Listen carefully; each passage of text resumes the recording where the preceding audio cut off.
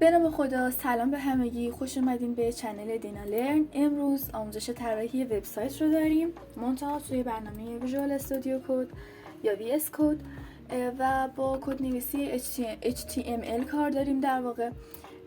و اگه نمیدونید که کدنویسی HTML چی هستش، حتما یه دور فیلم قبلی من رو نگاه بکنید. یه سری تئوری های لازمه هستن که باید هر کسی قبل از شروع در واقع طراحی وبسایت اونها رو بدونه. حالا من این برنامه VS کد رو باز میکنم و وقتی که بازش بکنید با یه همچین صحنه‌ای مواجه میشیم که اینجا 3 تا گزینه به من داده توی استارت، نیو فایل، اوپن فایل و اوپن فولدر. نیو فایل برای مواقعی هستش که شما میخواین یه فایل جدید طراحی بکنید، یه سایت جدید، یه کدنویسی جدید میخواین بکنید و در واقع یه صفحه جدید میخواین باز کنید، پس نیو فایل رو میزنید. اگه اوپن فایل رو بزنید میخواین یه فایل رو باز کنید که قبلا توش کدنویسی انجام دادین، مثلا یه همچین چیزی. و اوپن فولدر هم برای باز کردن پوش است. پس من باید روی گزینه نیو فایل بزنم چون میخوام در واقع فایل جدید باز کنم که توش کدنویسی انجام بدم. اینجا یه باکس به من میده که من باید روی تکست فایل بزنم و کلیدهای میانبرش هم اینجا بهتون گفته کنترل و N هستش. وقتی روی تکست فایل کلیک بکنم یه صفحه جدید برای من باز میکنه که اسم من این بالا قرار داره و آن تایتل داره، یعنی تایتل یا موضوع یا اسم نداره کلا. پس من چجوری باید بهش اسم بدم؟ اول اینو بگم که شما قبل از این که در واقع کارتون رو شروع بکنین و در واقع طراحی وبسایتتون رو کدنویسیش رو انجام بدین، بهتره که و توصیه میشه که فایلتون رو یه دور همون اول کار سیوش بکنید و حین همون سیو کردن میتونین اسم سایتتون رو، فایلتون رو در واقع تغییر بدید. حالا من چطوری باید اسم فایلمو الان تغییر بدم؟ من یه نوار این بالا دارم که فایل داره، ادیت داره، سلکشن، ویو، گو، ران، ترمینال و هلپ. من روی فایل کلیک میکنم و گزینه سیو از رو میزنم که کلیدهای میانبرشم کنترل، شیفت و اس هستش. وقتی روش کلیک بکنم میگه که میخوای کجا فایلتو سیو کنی. من میگم میخوام رو دسکتاپ سیوش بکنم و بهتره که شما هم رو دسکتاپ سیوش بکنید. اسم فایلمو میذارم مثلا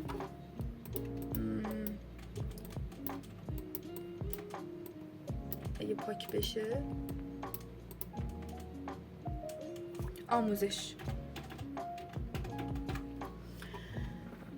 و پسوند فایل من الان اینجا پلین تکست هستش یا تایپش پلین تکست هستش، ولی من دارم با کدنویسی HTML کار میکنم. پس از اینجا پسوند HTML رو اینجا انتخاب میکنم و کلیک میکنم روش و فایلمو سیو میکنم.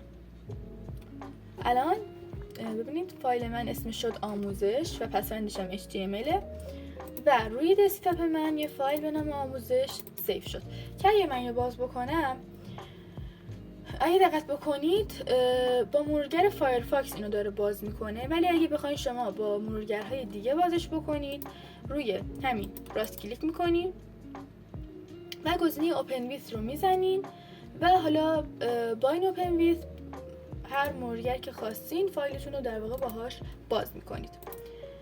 من روی این میزنم. ببینید الان اینجا نمیدونم این چرا گیر کرده، الان اینجا سایت منو برام باز کرد و این در واقع لوکیشن فایل منه و الان فایل من هنوز اسم نداره.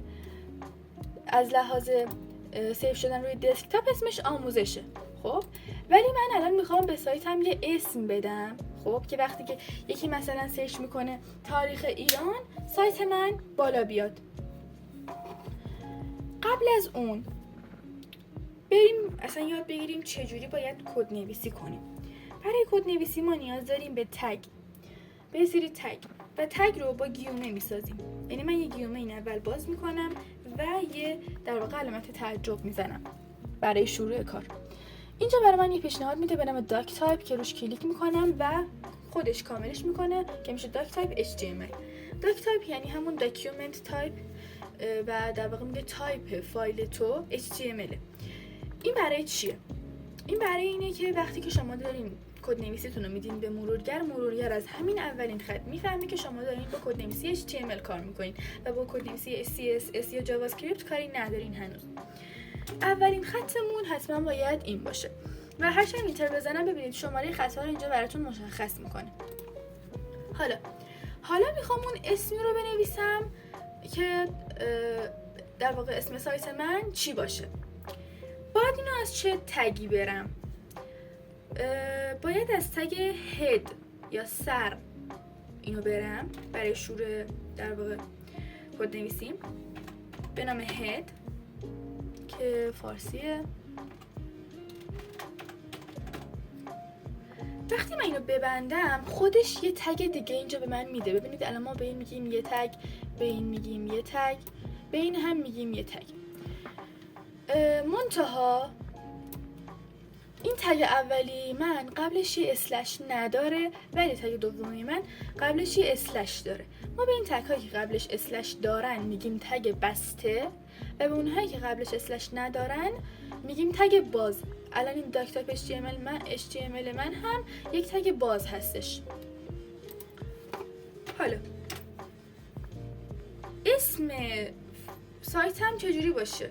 با چه تگی برم؟ هنوز نرسیدم بهش. پس از تگ تایتل یا موضوع استفاده میکنم برای اینکه اسم سایتم رو مشخص بکنم. بازم یه تگ بسته به من میده اینجا که حالا اسم سایتتون رو میتونین هر چیزی که خواستین بذارین. من میذارم تاریخ ایران و اینو سیوش میکنم. حتما بعد از هر کاری که روی کد نویسیتون انجام میدین یه دور فایلتون رو سیو بکنید و بعد وقتی میام اینجا اینو میزنم ببینید اسم سایت من به تاریخ ایران تغییر کرد.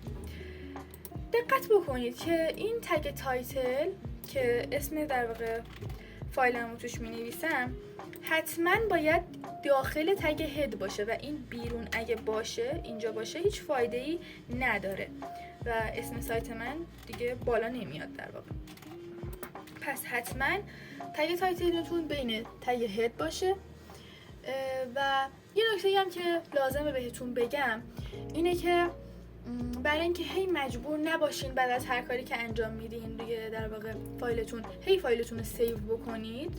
خب چون لازمه این کار و اگه سیو نکنید اینجا براتون در واقع عملیاتش انجام نمیشه. برای اینکه لازم نباشید هی این کار رو بکنید روی فایل بزنید و برید روی گزینه آتو سیو اینجا و اینو فعالش بکنید و یه تیک میاد کنارش. این یعنی سیو خودکار، یعنی بعد از اینکه هر کاری که شما رو فایلتون انجام میدین این خودش فایلتون رو سیو میکنه براتون. حالا من میخوام یه متن بنویسم توی در واقع سایتم. باید از چه تگی برم اینو؟ باید از تگ بادی برم. بادی یعنی بدنه، مثل بدنه انشا.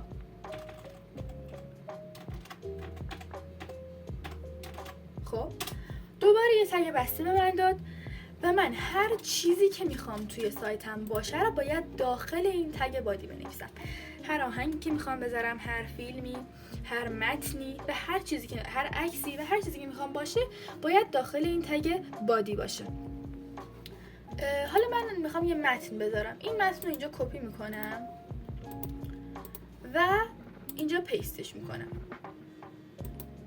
خب و این الان گزینه آتو سیو فعاله و این خودش سیوش میکنه، ولی اگه اینو فعال نکردین اینو سیوش بکنید.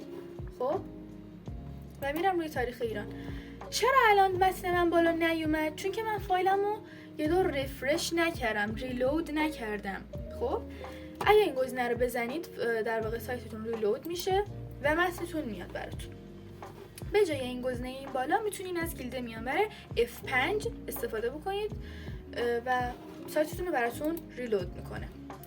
یکی از مشکلاتی که در واقع اکثر برنامه‌نویسا دارن اینه که متنشون، ببینید الان متن من توی صفحه بزرگی قرار گرفته و من مجبورم اینو هی جابجا کنم که کل متن رو بخونم.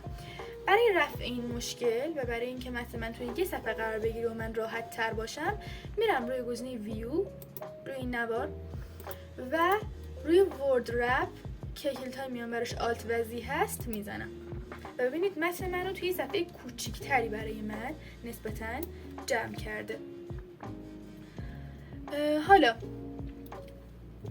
من میخوام یه قسمتی از متنم رو غیر فعالش بکنم موقتاً.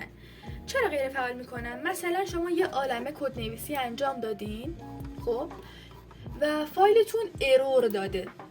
در واقع وقتی که باز کردین اینجا سایتتون رو ارور داده بهتون و شما نمیدونین مشکل از کجاست و حدس میزنین که مثلا مشکلتون توی این قسمت از در واقع متنتون باشه و میاین موقتا این رو غیر فعال میکنید که ببینید آیا باز هم توی سایتتون ارور میده یا نه.